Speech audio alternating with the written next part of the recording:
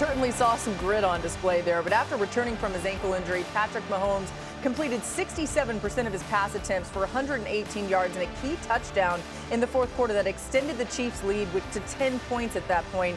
With Mahomes clearly not 100%, Kansas City's offensive line stepped up as he was pressured on just 16% of his dropbacks after the injury. So Mahomes didn't have to be great when he returned from injury because his defense was getting the job done. Dan, what did the Kansas City defense do so well on Saturday? I think Kansas City is not only a pressure defensive unit, but a secondary pressure defensive unit. And that is so unique to have to figure out how to handle that. I mean, their first snap of the game, they were like, here comes corner cat. And you could see automatically get the hands up and you're like, oh, okay. And it just kept coming with these secondary pressures where Trevor Lawrence and that Jacksonville offense had to really figure out who was going to protect, how they were going to handle it. And I think the thing that I loved about it the most from Steve Spagnuolo, their defensive coordinator, was they were able to do those secondary pressures without exposing the back end of minimizing people in the coverage. And I think when you play against this Kansas City offense, the pressure could come from anywhere at any moment. You know, so often in the league, it's like third down blitz package.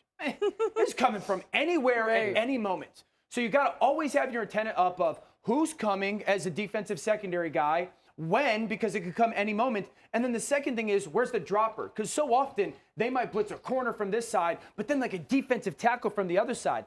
That is such mental gymnastics for everybody on the offense to constantly kind of be aware of. It'll be a big challenge for Joe Burrow in Cincinnati this coming weekend. So here's what's crazy. When you look at what they do, it's a lot of zone pressure. Yeah. And there were zone pressures with too high, right, which is different. We call it white or we call it gold. And you have to find the spot in those defenses. You're playing against Joe Burrow. Right. Joe Burrow is going to find that spot. Joe Burrow is tied in to what his receivers and his skill players are doing. And when they go opposite of that, they like to go man. Now, when you watch them play this team early on in the season, they would shade to Jamar Chase because in shading to Jamar Chase, you get an opportunity to take Joe Burrow off of him. But now that T. Higgins has ascended as a great down the field, especially one-on-one 50 football catcher, that's going to be difficult as well. Steve Spagnuolo is going to have to throw the Cincinnati Bengals off of the tips and tendencies of what he's doing defensively, because if he doesn't, I believe he gets ate up on third down especially, and so it's going to be smart on his part to be very multiple. Just real quick, I love the fact that you pointed out the middle field open stuff, because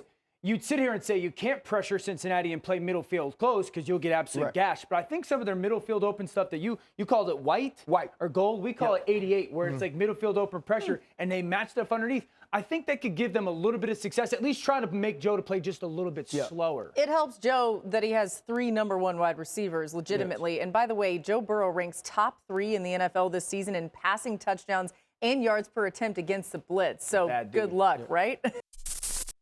Thank you for watching ESPN on YouTube. For live streaming sports and premium content, subscribe to ESPN+.